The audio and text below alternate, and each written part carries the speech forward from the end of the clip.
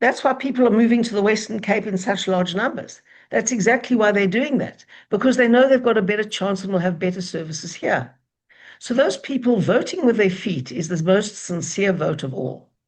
Voting with your feet means leaving your place and going somewhere else. Yeah. That is voting with your feet. And no one wants to leave their place. Everyone grew up somewhere, lives somewhere. If they had opportunities in that place, many people would continue living there.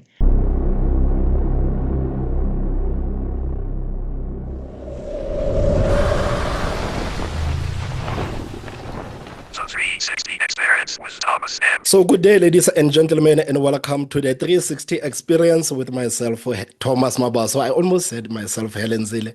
And today I have none other than the Johannesburg mayoral candidate for the Democratic Alliance, Mrs. Helen Zille. Helen, how are you, man? Good. I'm having a wonderful time. Life is good. Work is hard. That's how I like it. How are you?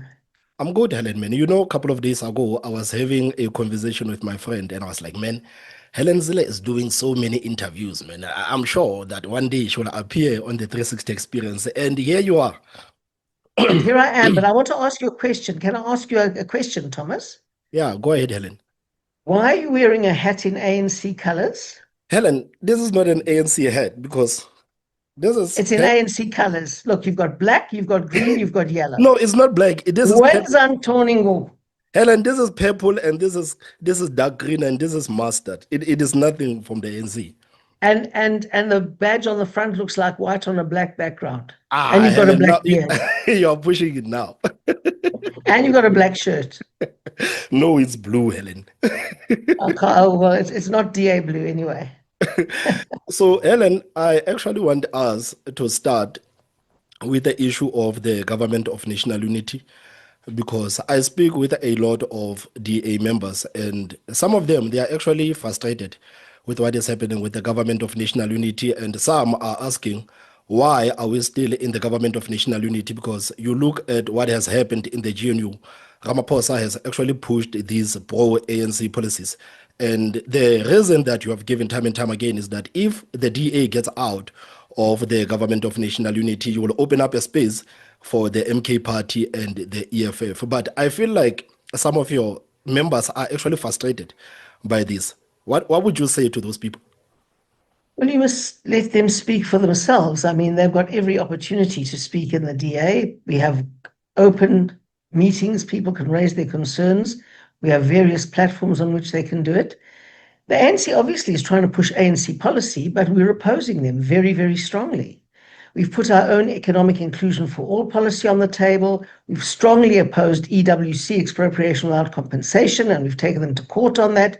And the NHI, we stopped that. I mean, we're doing a lot of things. Yeah. So do you feel like the pushback from the DA is enough? Well, it's very hard. You've never seen a coalition like this in your life. You won't see it anywhere. Mm. Because nowhere in the world does a coalition partner so strongly oppose the majority partner as the DA does. And that is because we feel very strongly that we've got to stand up for our voters. We were elected with a mandate. We put a manifesto before the voters. They supported that manifesto. And now we must uphold our promise to them, which we do. Yeah, I guess the problem that they have is that they sit there and they see these policies being passed by Ramaphosa. And I remember I did a video about Sivyo Kharube a couple of days ago, and some of them they were very frustrated to say it has gotten to a point where now the DA ministers are now being, I don't want to say forced to implement these policies of the African National Congress, and they feel like it is a spit in the face to them.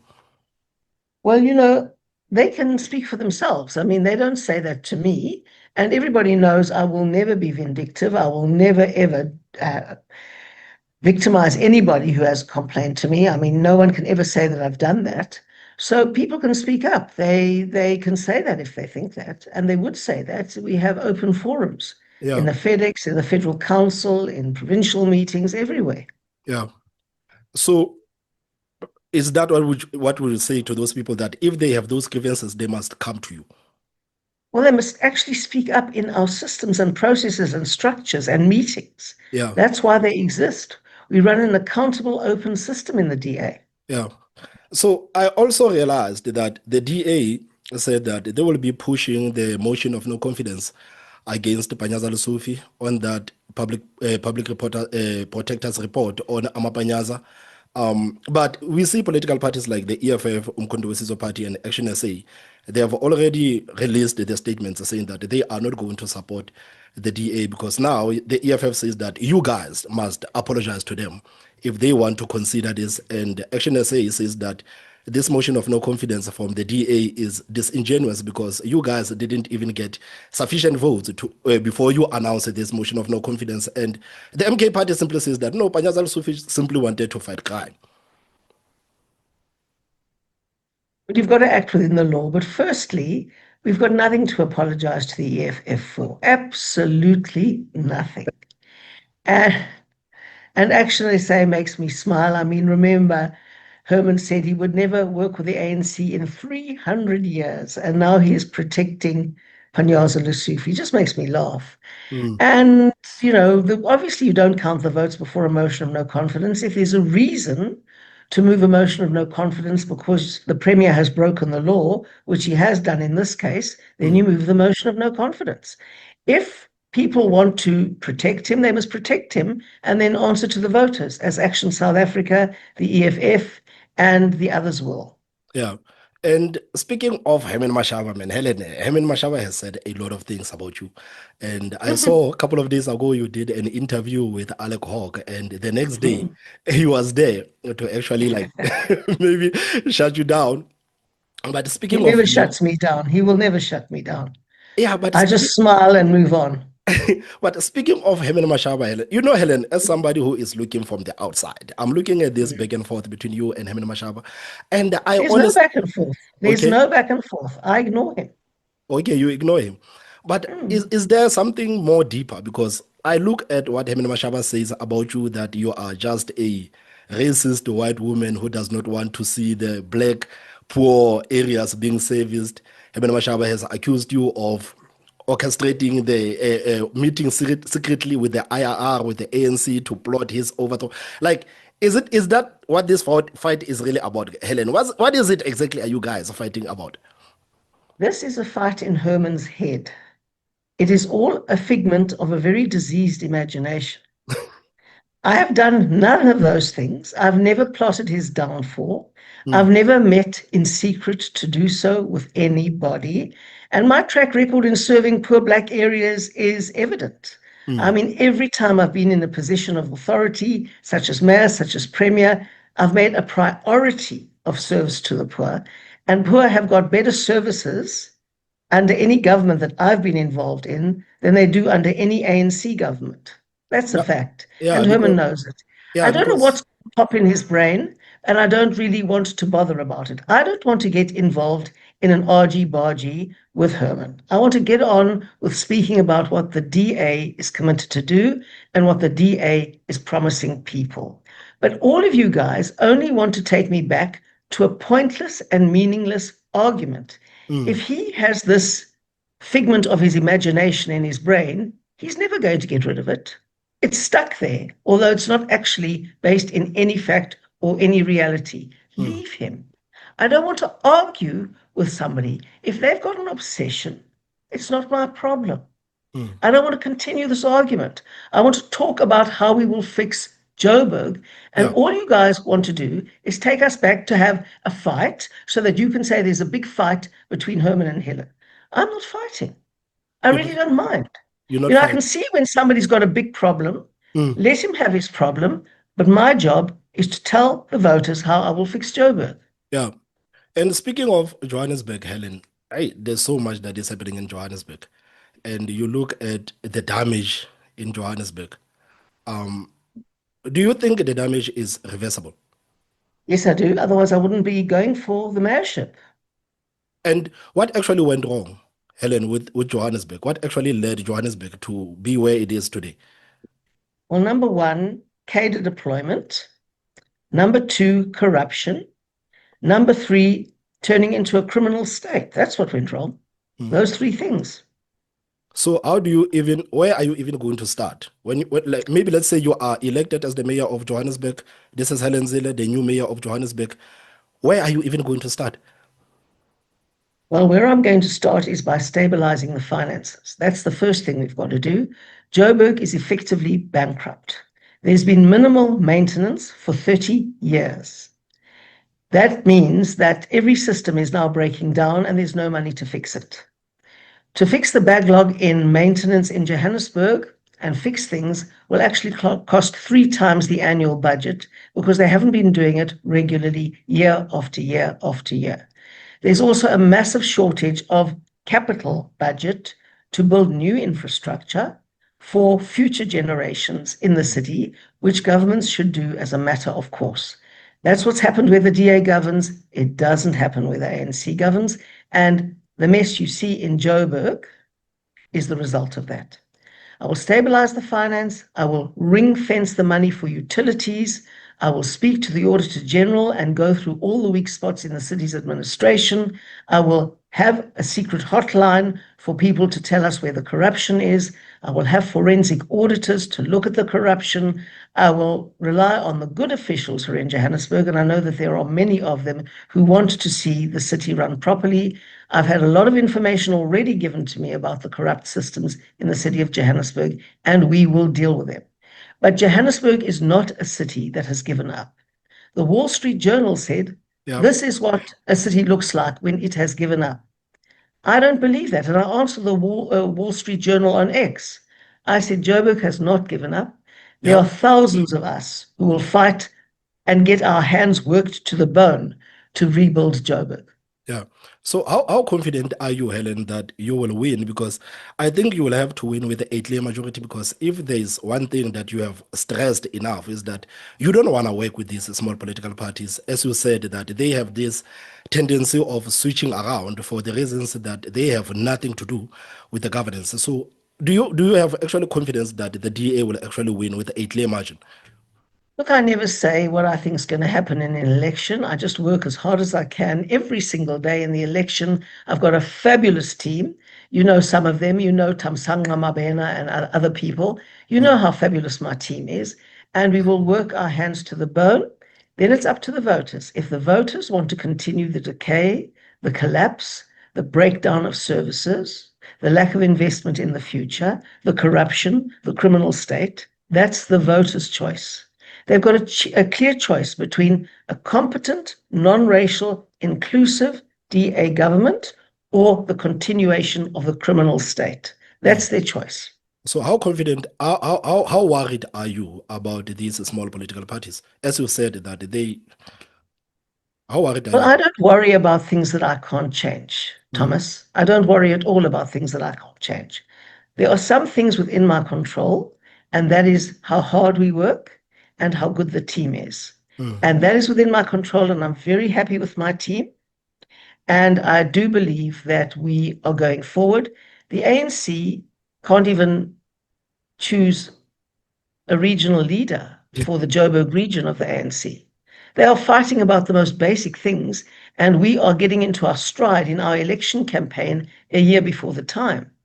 So, that's what goes down. They must deal with their problems. I will deal with our opportunities. So, and we know that you have also governed Johannesburg before. What Yes. differences are you bringing this time around? Well, this time we won't be relying on the EFF. That's the big difference. So when we got into power on a 9-party coalition, I think it was under Mpopalatse, we did so because the EFF voted for us. We didn't expect them to. We didn't have an agreement with them, but they did. And when they vote you into office and you are in a minority coalition, you spend your whole time trying to keep your coalition together, to prevent people walking away. It's a test every single meeting whether the EFF is going to vote for you again or not. They demand their pound of flesh. And with that kind of situation, you cannot govern. Then you are going to have musical mayors or the revolving door in the mayor's office. That's just inevitable. And the voters must know that. And again, it's over to the voters. The voters must make their choice. Do they want a terribly unstable local government, that can't fix anything? Or do they want a strong party at the center of government that can fix things because they have a track record, because they have experience, because they have people of integrity, and they know how to do the job? Yeah. So this means that you will never work with the EFF. Well, I certainly won't. I mean, the EFF doesn't share any of our values. Okay. The EFF believes in a totalitarian dictatorship. They believe that the leader should control the party, that the party should control the state, and that the state should control the economy and society. That is a recipe for disaster. Everywhere in the world that that formula has been tried, it has ended up with mass poverty and dictatorship and the loss of freedom. Yeah. And the DA is not going to work with people who hold those views. Yeah. So your plan for the inner city, because the inner city, the CBD, it looks like a war zone. It does look like a war zone. It looks like does a look war like a zone war zone. because you look at these flats that have been taken over, you look at the brothels, you look at the drugs, the crime. It is a mess in Johannesburg, Helen. So do you actually have a plan on how you're going to turn around the inner cities? I do have a plan on how we're going to do that, but I'll tell you what our top priority is. Yeah. Fixing the water infrastructure in Joburg. Yeah. Whatever people can live without, they can't live without water. And in some areas where there are factories, such as Selby, they haven't had water for 10 weeks. And when I went there, they said they were going to have to lay off 4,000 workers, 4,000 people who would lose their jobs because of the city's collapsing water infrastructure. Now, that is a crisis. And that is the kind of thing I'm going to concentrate on. The most important thing about South Africa, by far, the biggest crisis we face is poverty and unemployment. Yes. And my first priority will be to deliver the services that turn that around. People lose their jobs if factories don't have water. Yes. And no one will invest in a city that doesn't have reliable water and electricity. And no one will invest in a city where the roads are crumbling and the infrastructure is falling apart. All that investment goes to places where the DA governs, so that in places like Midvaal, as I understand it, they have unemployment in single digits, that's under 10%. Where the ANC governs, it's well over 30%. And in Cape Town, it is 10 percentage points less than the national average. Shows you that where the DA governs, businesses invest and create jobs. That's what happens. Yeah. So with the water and sanitation, because it falls under the infrastructure, it is also a mess there. So are we ever going to see you maybe one day presenting a clear plan on how the Democratic Alliance is going to deal with these issues one by one? Yes, absolutely. First, we have to get budget behind it. Yeah. And we've got to make sure the budget isn't stolen in the process. Number one priority. Number two, we have to make sure that the 22 systems that are critically endangered and hardly able to deliver water anymore, and often don't, we have to stabilize those systems and replace pipes where they have to be replaced and do essential maintenance.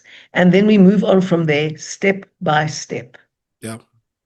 So in terms of, Helen, the economic development and the job creation, we know that Johannesburg has the high unemployment rate. How are you going to turn that around? Because now, even when you look at the businesses, they are leaving the inner city and people are losing their jobs. So how are you going to turn that around? Well, the only way that you turn that around in local government is to make every service work. So if there are reliable systems of water, of electricity, functional roads, functional transport systems, proper cleaning, all the basic services that a local government has to provide, then people say, great, this place is working. Let's have confidence in this place. Let's invest here. Let's not take our business away to Cape Town, where things are much more expensive. For example, property is much more expensive. Let's just rather stay in Joburg, because things have now turned around, things are working, and let's expand our businesses here. And let's get in foreign investment here. And let's continue the growth of this incredible financial powerhouse of South Africa. So that's how you create jobs. I mean, and these are things that you have been saying for a couple of years now. So looking at the For about administration, 30 years, yes. looking at that administration there in Johannesburg, what actually stops these people from implementing some of these things that you've been talking about? Well, you better ask them. I'm also very puzzled, but I can't speak for them. I just know what I hear is that there's terrible corruption in the system, extreme duplication, and then a lot of sabotage, deliberately breaking the infrastructure so that you can bring your mates in their companies, in their front companies to fix it. Yeah. And then you get a kickback. So the amount of sabotage in the system is absolutely terrifying. And I'm sure that they've closed down the civic center. They've all moved out of the civic center because they haven't even maintained their own building properly. And I wouldn't be surprised if the motive is to rent office space at Yeah. way above the actually market cost of it in order to make cadres rich and to get a kickback from it. It is extraordinary how much corruption there is in the system. Even with debt collection, people have explained to me how corruption enters the system. Let me tell you how you understand that, Thomas. I must explain it to you with your ANC hat on. Let me explain it to you. Number one, there's the ANC, the party. ANC, the party, deploys its cadres into government and through BBBEE deploys its cadres into the leadership of companies. Yeah. Then the following happens. The ANC in government gives tenders to the ANC in the private sector, who give money to the ANC and its leading officials. And so it's a little feedback loop where the party puts its cadres in government, the government gives its contracts to the cadres in business, the cadres in business give money back to the cadres in ANC, and it's a whole net of corruption. And it works round and round and round like that. That's why we say in the DA there must be a separation between party and state. When you are in the state, in government, you have to be professional and not pursue the agenda of a political party. Obviously, you can have your private support of a political party, there's no problem, and you vote in elections and you do all of that. But when you go as an official in the state, you only have one job to do, and that is implement what the voters supported. So if your party has been the biggest party and they have said, this is our manifesto to the voters, and the voters have chosen that manifesto, then the duty of state officials is to make sure that that program of action is instituted. Yeah. So speaking of some of these issues that you've been raising on Johannesburg, I've heard you speak a lot about maintenance and that in Johannesburg they spend far less in maintenance. So I would like you to reiterate that a bit. Well, yes, I haven't got the figures in front of me directly, and because I've got pages and pages and pages of figures on these various things, there is a formula that the National Treasury has, and I think they want us to spend between 4 and 8% of the total PPE budget on, that's property, plant, and equipment budget on maintenance. And Joburg has the lowest of that of any city, and that is about less than 2%. What? What? These people are not serious, Helen. They're not serious. Of course they're not serious. These people They're are... only serious about extracting money through corruption. That's what they're very serious about and very good at. When I hear the schemes, I'm amazed. They are ingenious, those schemes. I mean, if the ANC just spent as much time starting new businesses on good ideas rather than planning how to cheat and steal money, they'd be bloody brilliant. Then we'd have a real economic growth and real job creation. Yeah, and what are your thoughts, Helen, about all of these things that we are hearing from the Ad-Hoc Committee and Malanga Commission? I feel like it's a bit of information overload to the people. There's so much that people are hearing all at once. All the people have to know is this.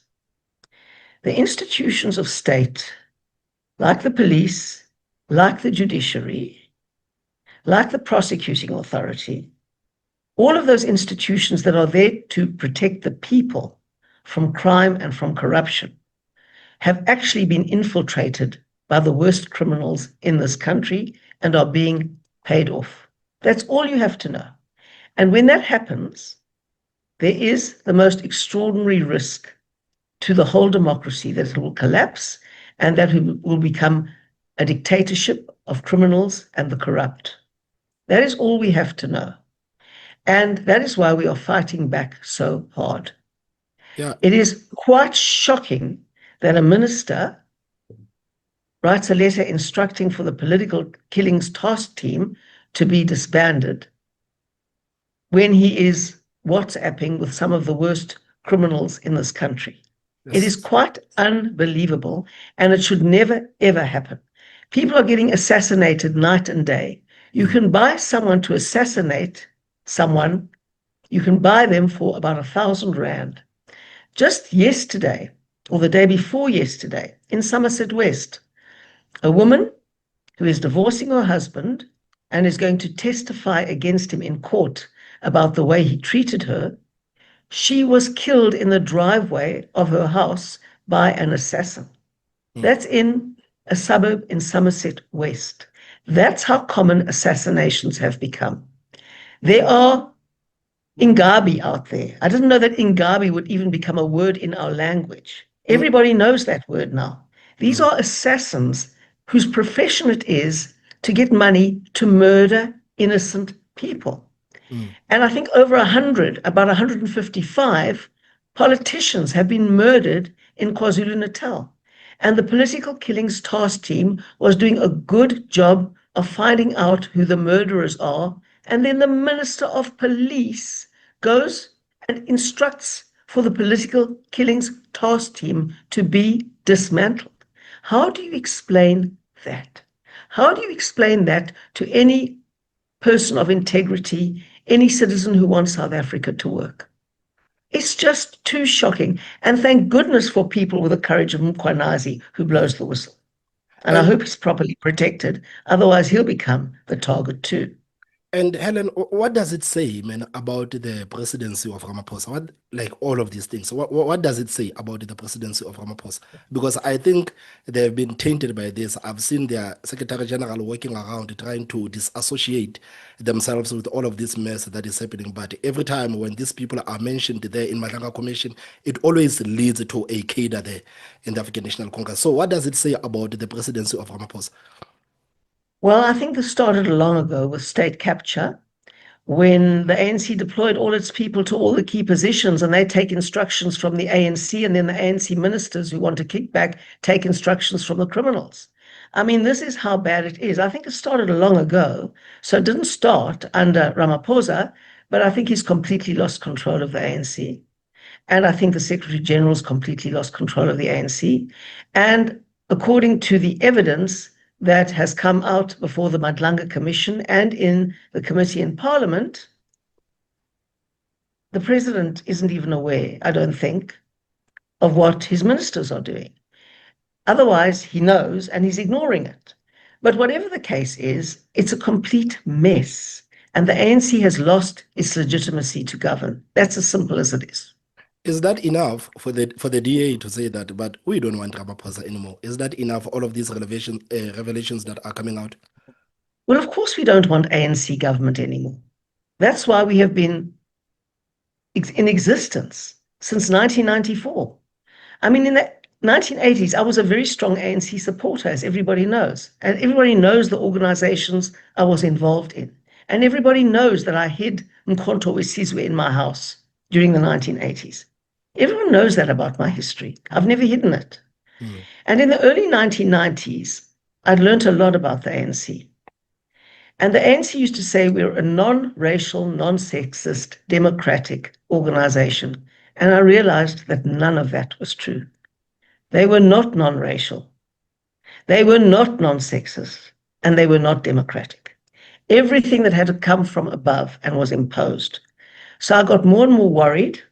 And I thought to myself, I always believed that the ANC would really bring freedom, liberation, economic growth, democracy to South Africa, accountability. We'd end corruption. We'd get all the wonderful things the ANC was promising.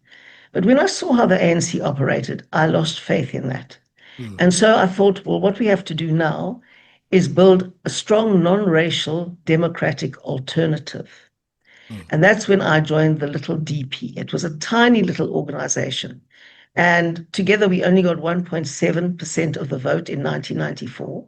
But we've been building ourselves ever since to be a mighty force. And we are now a mighty force. And we are being what the ANC promised and never did. And that is non-racial, non-sexist, and democratic. Yeah. That's what we are. And Helen, going into this race in Johannesburg, man, you are getting into this race with this. I don't know if it is propaganda or what, where people are just saying that, okay, guys, no matter what you do not vote for Helen Zille. No matter what you do not vote for Helen Zille, because on social media, I know that social media does not represent the South Africans. Only a small march are on social media. But as somebody that is running this campaign, are you actually worried about some of these things that have been said about you on these media platforms? Look, we must remember that social media has very few real people on it. Yeah. Most of those are bots, paid influencers, sock puppets. Very few of them are real people. And the Daily Maverick did a nice expose the other day of how all the people who are on social media platforms promoting Action SA are actually paid influencers. So social media really is not the voters' role at all. They are people who are paid or are just connected computers and not even people who are trying to influence the public debate. And I know that, and I've been the target of their attack for years. It started with Bell Pottinger until that was exposed, and I was the target forever. They ran this campaign, Cape Town is racist. That was a Bell Pottinger campaign, paid for by Jacob Zuma and the ANC to discredit us. Yeah. And all of those things were going on, and the abuse of public money and the deep corruption to pay all that money to destroy us. We're not destroyed, and we will never be destroyed. And everybody who knows me and everybody who's ever worked with me will tell you that I'm a completely committed non-racial person. I judge a person on their qualities as a human being and on nothing else. And everyone who's worked with me knows that and will tell you. But no one has to like me. No one has to like me. This is not a popularity contest. And you don't even have to like the DA. You just have to love Joburg to want to fix it. Yeah, just love Joburg. I think this is where the problem is, because when you look at the people and some of the things that they say, some of them, they won't say that Cape Town is governed better, but they will just say that I don't like Helen Zille. Despite this record that you have and this work that you've done, people will just say, okay, I don't like Helen Zille because I think that she's racist. And it is enough. You know, Helen, let me tell you something. I've said this on this platform like many times, that every time when the DA goes out and explains their plan to the people, they will tell people to the T what they want to do. But you know how easy it is for the ANC, EFF, and Umkhonto weSizwe Party to just throw the mud at that by simply saying that no matter what they say, don't vote for these people. These people are just racist. And somehow it seems like it's working, Helen. It seems like it's working. I don't know. Well, the race card often does work because people often vote with their identity, but I think that trick is weakening. Because when you have no water, when you have no electricity, when you can't get a proper bill from the city, when there are potholes in the roads, when less and less works, when more and more people are losing their work as a result of that, then you start saying, well, maybe this time I'll try a party with a track record of fixing this. I'll try a party with a track record of attracting investment, growing the economy and creating jobs, because we are losing more and more jobs in the city of Johannesburg. So you see, many people who say they don't like me have never even met me. They don't know me. They've never even had a conversation with me. So why believe what my detractors say about me? But as I said, you don't have to like me. This is not about liking Helen Zille. You may actually actively dislike me, but you must love Joburg enough to say, let's give Joburg a chance to be fixed.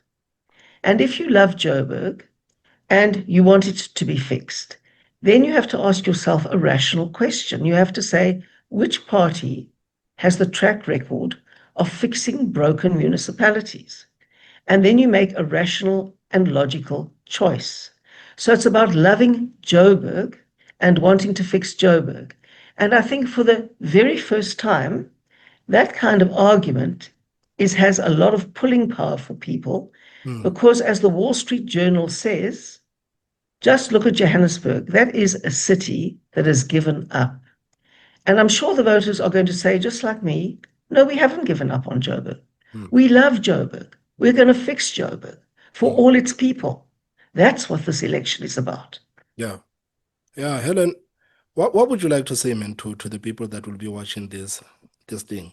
And before you get to that, when you walk around in Johannesburg, is this the sense that you are getting, that the people are saying, okay, we've had enough of this mediocrity that has been taking place here, and now we want change? Is it something that you feel from the people when you walk around in Johannesburg?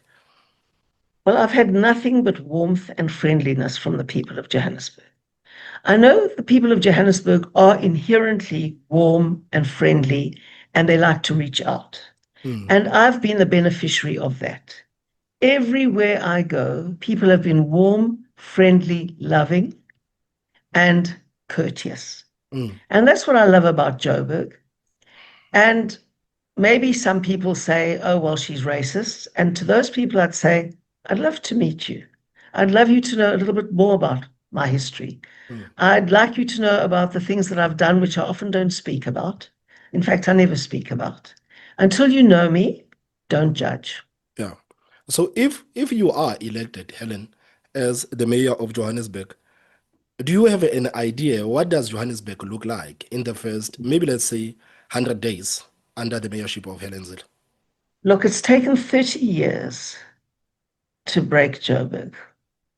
And it's not going to take 100 days to fix it, I promise you. There's a rule in politics that what's broken takes as much time to repair. I hope we will do it much more quickly than 30 years. I'm asking the voters for 5 years to see a really strong and visible difference. But there's a lot of unseen work that you have to do before people actually see the results.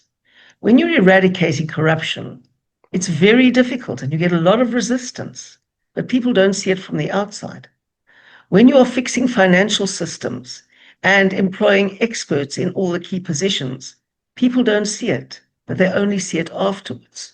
When you are allowing the auditors in to make sure that the systems are working properly and that the payments are going as planned and according to the law, no one sees that, but that's essential to the next step, which is actually fixing that. And even when you are replacing pipes under the ground and cables and all of that sort of thing, very few people see that. But they know after a long time that they will still have water in their taps. And they know that their children will be safe to live in a city where the basic services work. And they will want their grandchildren to stay in the city and not run away from the city. And that's what I'm doing this for. You know, I know a lot of young people of all races and of all backgrounds who don't see their future in Johannesburg. I want everyone to see their future in Johannesburg because it's a great city. It's got fantastic people. It just needs to reflect the wonderfulness of their people in a good government. Yeah. And like you said, Helen, like you said, that it's going to take time because it took a lot of time to destroy Johannesburg. So realistically, how long are we looking at? Well, I'm saying 5 fixes in 5 years. So 5 fixes in 5 years. 1, I want to stabilize the water infrastructure and make sure that people get water. Number 1, because no one can live without water. Yep. Number 2, the very bankrupt city power that's in the red by more than 16 billion rand and is totally broke. That has got to be fixed so that we can fix the electricity infrastructure and keep the lights on. Thirdly, I want to fix everything to do with roads, potholes, street lights, traffic lights, verges, all of those kinds of things. Fourthly, I want to ensure that there's bylaw enforcement. and decent public open spaces that are not covered in litter, where people aren't lying around injecting themselves with niope, where people can actually come and enjoy themselves in public open spaces that are meant for the enjoyment of the public. And lastly, those little centers of job creation, the smaller CBDs around Joburg, they're also disintegrating very, very fast. And we need to resurrect those for job creation and job stability. Obviously, the inner city of Joburg is a very important project for me. It's going to take a long time to fix it. And I'm going to start with the 23 buildings that belong to the city of Johannesburg that have been hijacked and try a rollover process of upgrading. It's going to be very difficult. People are going to try and stop you in court from moving people out of those buildings. And those processes take a very long time because court processes take forever. And the laws are very difficult to navigate because the Prevention of Illegal Evictions Act, commonly known as the PI Act, says that if you're going to move somebody out of where they are, you've got to give them an alternative near to where they are living. Okay. Very, very difficult. So it's a job that is going to take a while now. It's going to take a while. I'm not going to lie to anybody. It took a long time to build Cape Town into what it is today. And Cape Town wasn't nearly as broken when we started. Yeah. So that's what it is, and that's what it's going to be. So what about the rumors that, hey, you Helen Zille there in the Cape Town there? You know what? This is something that I want you to actually take me up on it. I want you to take me to these areas there in Cape Town where these areas that people always talk about, because it seems like this is something that you, no matter how hard you explain, you just cannot get away from. People are saying that in Cape Town, the white people in these suburbs are the ones that are living nice, but if you look at these poor marginalized areas where majority of the black people and the colors are, they are actually not serviced. Can I just take a sip of water because I'm going to cough now, or sip of my Coke, and then I'll come back. Don't drink too much of it. About that, I've got a bad throat, and I just have to look. Firstly, Cape Town spends much, much more on the poor areas than on the wealthy areas. And Much, Helen, much. I'm sorry, before you go forward, ne? Do you think that it is something that you as the DA have actually managed to highlight to the people, because this thing that you guys are not servicing these areas and compared to the suburbs areas, like it is a narrative that is prevailing compared to what you are saying? Do you think that the Democratic Alliance has actually presented this enough to South Africans to say, this is what is happening in Cape Town, despite what the politicians are saying? Well, we present it again and again and again and again. I've been speaking to the MACO member for urban mobility, which is roads, etc., and they're filling potholes everywhere in those areas if those potholes are reported. For example, people get clean water, they get electricity, they get sewerage, they get every urban service that the Constitution dictates local government must offer. Local government can't build you a house like you see in Camps Bay. Local government can give you clean water, electricity, refuse removal, and in many of these poor areas, you get refuse removal twice a week, where in the wealthy areas, you only have it once a week. All of the basic services that have to be delivered are delivered. And there's one thing that you must take into account, Thomas. We have faced massive urbanization, huge numbers of people, hundreds of thousands moving from the Eastern Cape and many other provinces to the Western Cape and to Cape Town specifically, because people are not stupid. They know that they have a better chance of getting a job here. They know they have a good chance of getting a decent school here. They know that they will live in close proximity to a working clinic here, and they will know that they will have one of the most modern and wonderful hospitals in Khayelitsha that was built under the DA. People know this, and that's why they come here. But they come here with nothing. They are the poorest of the poor from the Eastern Cape mostly, but also from other places. And they come here looking for a better life. And it's an absolute miracle that despite that, we keep up with the highest standards of service delivery. So if you look at Stats SA and you look at the census figures and you look at anything you like, you will see that all the service delivery metrics of Cape Town are in the high 90%, despite the massive growth of the city.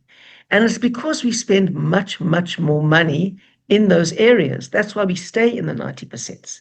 Do you know that we are going to spend 40 billion? Think of that, 40 billion rand on infrastructure in the next 3 years. That's more than every other city put together. And 75% of that is going to go to the poorest areas of Cape Town.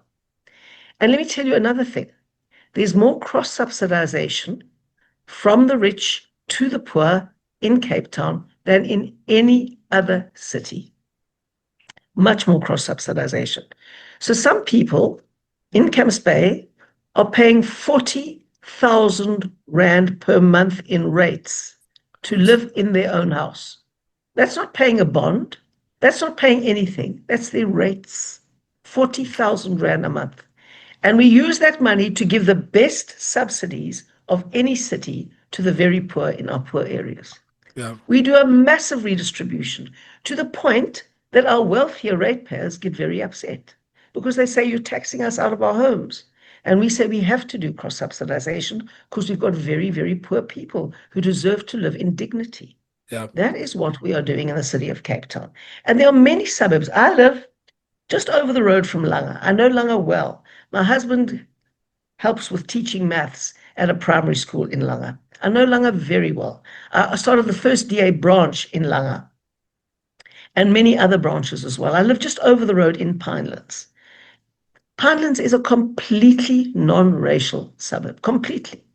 Black, brown, white, all living in Pinelands very happily. Go and look at the schools in Pinelands. Black, brown, white, all learning together very happily. And these are the suburbs of the future.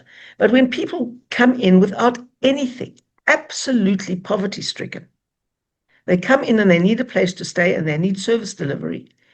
Obviously, they're going to be shacks because no city, none, no country in Africa, and specifically not South Africa, can build a nice house for everybody who wants it.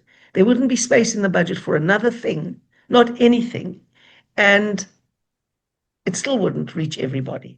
So what we have to do is provide services, make sure that everyone has a decent platform on which to build their lives, and escalate land release for urban housing. That's the land that people need to own. Land for housing in urban areas where most people want to be. And that is the program. And I've said this a million times, Thomas, but if people don't want to hear it, there's nothing more you can say. And what makes you think what makes this narrative to actually prevail? Because if you look at the criticism that is going straight to the Western Cape, they will say, okay, fine, the Western Cape, Cape Town is nice, but these areas where Black people live, but I live in the Free State, Helen, and I live in an area where it's governed by the ANC. And there is no difference from what they are saying. So I'm looking at this situation and I'm like, if you guys are going to say all of these things about the people in Langa and other townships in the Western Cape, what about the townships that are run by the ANC? Because they seem They're to be much, worse. much worse. And as I a black promise you person, that. this is where the race actually applies. As a black person, I actually get pissed off because I'm looking at this person and these are black people, these are black leaders. They go around, they say that they have the interest of black people at heart, but you look at how black people are living, you look at the sewages in the streets, you look at the dumping side, you look at the drugs, the taverns all over. Where I stay, Helen, I can tell you right now, there are about 3 taverns from where I stay in a very small radius. There are about 3 taverns and more are being established right now. And these are politicians that are saying they have the best interest at heart for black people. That's why it's hard for me to actually understand why is this narrative actually prevailing. You see, that's why people are moving to the Western Cape in such large numbers. That's exactly why they're doing that, because they know they've got a better chance and will have better services here. So those people voting with their feet is the most sincere vote of all. Voting with your feet means leaving your place and going somewhere else. Yeah. That is voting with your feet. And no one wants to leave their place. Everyone grew up somewhere, lives somewhere. If they had opportunities in that place, many people would continue living there. If there were job opportunities, good schools, good clinics. But in South Africa, People move with their feet, they vote with their feet in the hope of improving their lives. And we do our best to help them do that. Yeah. So I have two questions for you, Helen, before I actually let you go. I can't believe I Yeah. almost had you for like an hour. Oh my goodness, man. Well, number one, what would you like to say to the people that will be watching this show? What would you like to say to them? I'd like to say to them, I'd love to meet you sometime. I'd love to get to know you. Obviously, I can't meet everybody in South Africa, but I love to meet more and more people, to have honest discussions. When I'm on the radio, please phone in and ask questions. You can ask very difficult questions of me. I don't mind. I'm not looking to be popular. I'm looking to be good at government, and I'm looking forward to serving all the people of Johannesburg. Yeah. And I hope it won't be the last time you come to the 360 experience. You know, last year before the elections, I actually got to speak with a couple of members of parliament, and I haven't spoken to them ever since. I see some of their requests now, trying to say, hey, Thomas, can you speak? I hope this won't be the last time you come. And the last question that I have for you, Helen, is why do you hate my hat so much? Well, I was just joking about your hat. I mean, I love wearing a hat, and I don't know I've got a khaki hat. In fact, I've got it right here, so I should have put it on. So you want me But to send you one? Let me send you yeah, one. The one. I was just digging you. I was just digging you. When you came into picture, I thought, aha, there he is in his ANC hat. But I know it isn't an ANC hat, but I Yeah, just had to give you a little dig. yeah, and Ramaphosa also endorsed you, man. What are your thoughts about that? Ramaphosa also endorsed you during the event of the ANC. Well, now and again, the ANC tells the truth, and he was very honest. He was very brave. And President Ramaphosa is not known for his bravery, but he said, listen, guys, if you want to learn how to run a city, go and take the example from the DA. Hmm. And he was telling the truth. And he has since tried to backtrack. Yeah. He's tried to do damage control. His But, comrades like it. his comrades didn't like that. But did you hear how Gwede opened that conference with Yeah, those by telling councillors them that there? they only sing and there's no capacity there. Yes, yes. He said, listen, guys, you sing well, but capacity, dololo. And Helen, That's what before he you said. go, is there a person that you are worried about that you might actually run against in Johannesburg? No, no, no, no. I'm running against myself. I mean, I am going to try and do the very best job, better than any job I've ever done before. So Yeah. I'm running against myself, and I'm running to help fix Joburg. And the best thing about Joburg is that there are thousands of people in hundreds of organizations who also want to fix Joburg, and Mm. I will be their partner. Okay. Okay. Thank you so much, Helen, man. Thank you so much for coming to the show. That was It's it, been guys. great, Thomas. It's That been was it, great. guys, with Helen Zille, the mayoral candidate for the Democratic Alliance for Johannesburg. Tell me what you think in the comment section. Don't forget to hit the like button. And the most important part, subscribe, subscribe, subscribe. My name is Thomas Mabaso. I will see you next time. Bye bye.